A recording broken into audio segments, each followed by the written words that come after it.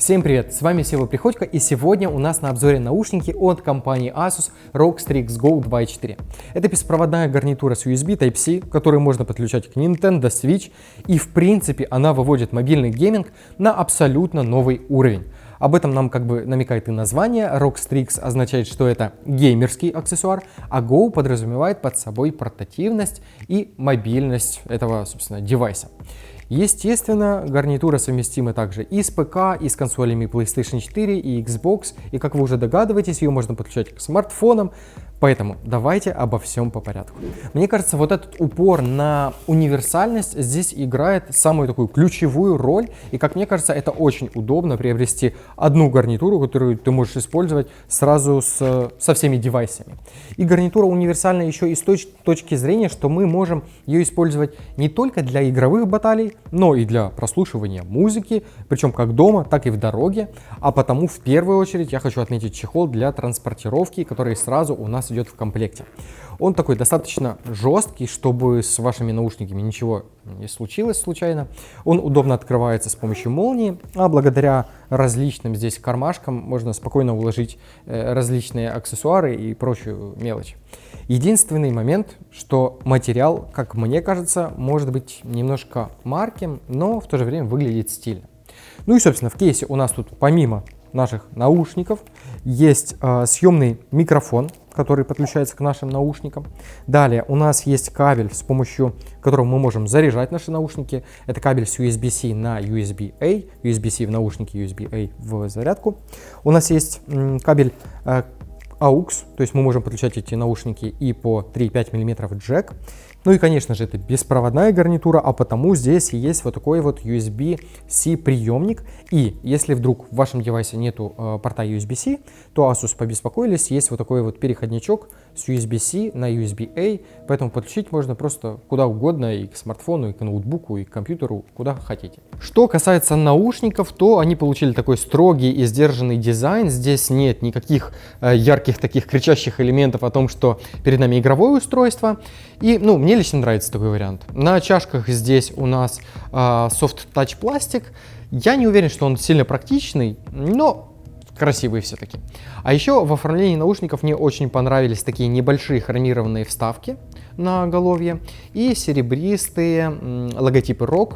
Выглядит все, как мне кажется, премиально. И, несмотря на беспроводной модуль и встроенный аккумулятор, наушники весят всего лишь скромные 290 грамм. Как следствие, у нас здесь посадка мягкая и комфортная. Конструкция, кстати, здесь вполне стандартная. Оголовье регулируется, чашки поворачиваются здесь в двух плоскостях. А диапазона регулировки мне, кстати, кажется, что хватит как для головы ребенка, так и для взрослого человека. Амбушюры здесь выполнены из такого кожзама, но он очень приятный на ощупь. Но давайте их уже наконец-то подключим и расскажу, что здесь по звуку. Основной способ подключения, как вы уже догадались, здесь у нас беспроводной, через собственный передатчик с USB Type-C. Я, правда, использовал переходник на USB Type-A, который идет в комплекте, я напомню. И сразу скажу, что качество связи здесь было отличное. Если вдруг у вашего девайса нет ни USB Type-C, ни USB Type-A, то напомню, что есть кабель AUX, который идет здесь в комплекте. Основное управление наушниками здесь организовано на левой чаше. Здесь есть переключатель из беспроводного режима в проводной. Также здесь есть многофункциональная клавиша для того, чтобы там переключать треки, и вот это вот все. После у нас есть колесико регулировки громкости. И это же колесико отвечает у нас за включение и выключение микрофона, когда мы на него нажимаем. Кстати, когда мы нажимаем, сейчас я их одену, то у нас есть голосовой ассистент, который нам подсказывает о том, включен у нас в данный момент микрофон или выключен. Также здесь еще разместилось два 3,5 миллиметровых джека, один для того, чтобы подключить AUX кабель, а второй необходим для того, чтобы подключить наш микрофон. На правой же чашке у нас здесь разместился вход USB Type-C, который необходим для того, чтобы заряжать эти наушники. И есть еще световой индикатор, который подскажет, заряжаются они там или нет. Звучание же 40-миллиметровых наушников, я думаю, вас не разочарует ни в играх, ни в музыке. Любителей такого качественного звучания может привлечь сертификация Hi-Res Audio. И сразу скажу, что при любом варианте подключения вы получите хороший звук. Здесь весьма качественно звучат средние частоты, достойная детализация и позиционирование источников звука в пространстве. Высокие здесь такие немножко сглаженные. Что касается низких, то, как мне показалось, им не всегда хватает глубины и объема, но поиграться с настройками можно в фирменном приложении ROG Armoury. И я прям сразу рекомендую идти и настраивать их там под себя. Здесь можно настроить эквалайзер, можно включить или отключить виртуальный объемный звук. Также можно скорректировать работу микрофона. Ну и, как видите, есть очень много всяких различных функций. Кстати, по умолчанию звук пишется на всенаправленный микрофон. Он находится на левой чашке вот здесь. И его качество с головой достаточно для того, чтобы общаться в таком тихом помещении или, может быть, для короткой беседы на улицах.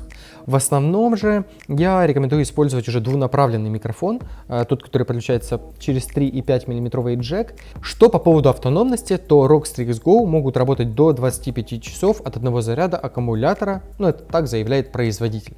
Сложно точно сказать, насколько это правда, но я эксплуатировал эти наушники на протяжении недели, и я думаю, у меня получилось примерно часов 20.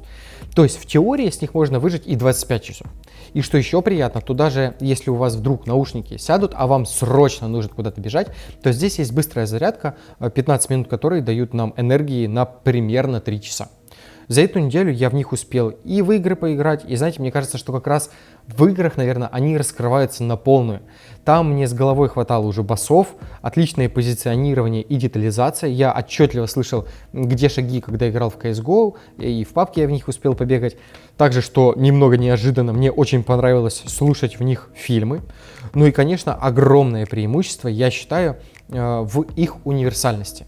Мы можем использовать их абсолютно с любыми устройствами, при этом она очень комфортна в использовании, и кроме того, тут еще есть и два микрофона с шумодавом.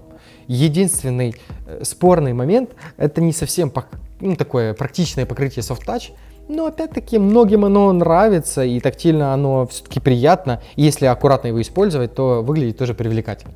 Друзья, с вами был Сева Приходько. Интересно будет почитать в комментариях, что вы думаете по поводу этих наушников и по поводу этого обзора. Обязательно поддержите этот обзор лайком, мне будет очень приятно. А если вы впервые на канале, то обязательно подписывайтесь, впереди еще много всего интересного. Ну и как всегда, скоро увидимся.